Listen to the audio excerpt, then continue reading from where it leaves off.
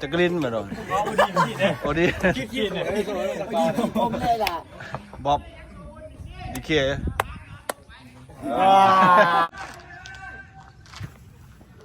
ทึบโอ้สบายดีเนาะเดี๋ยวมื้อนี้เราจะมาเบิ่งทรงผม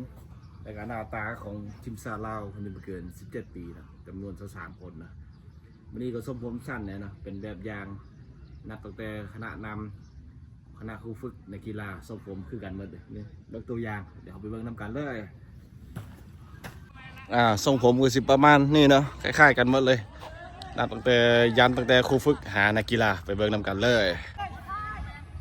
นี่คือเห็นบ่ทีวีบอกแก้วเว้ยอันนี้ก็จะเป็นครูฝึกใหญ่นะทรงผมก็จะเป็นแบบอย่างให้น้องๆนุ่งๆสั้นกิ๊บโคราชนะทรงผมก็ยักได้เท่เลยนึงเนาะโคตรเท่เลยนี่ทรงผมนักกีฬาประมาณนี้ เดี๋ยวถ่ายรูปกับคักไอ้เบิ้งเด้อ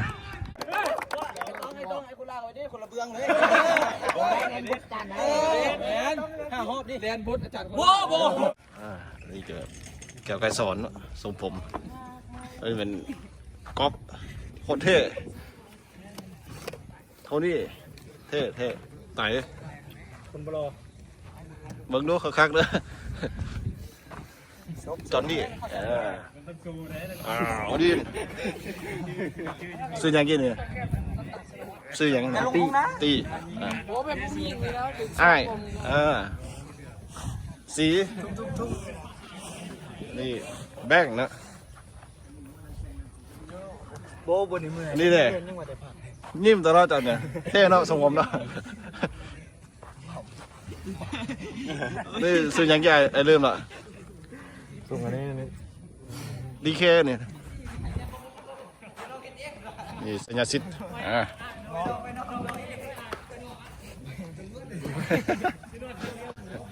3 คำ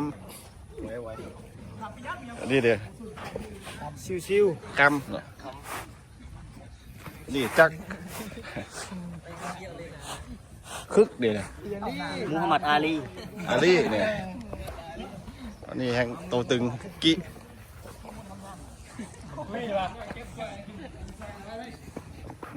บุญประเสริฐ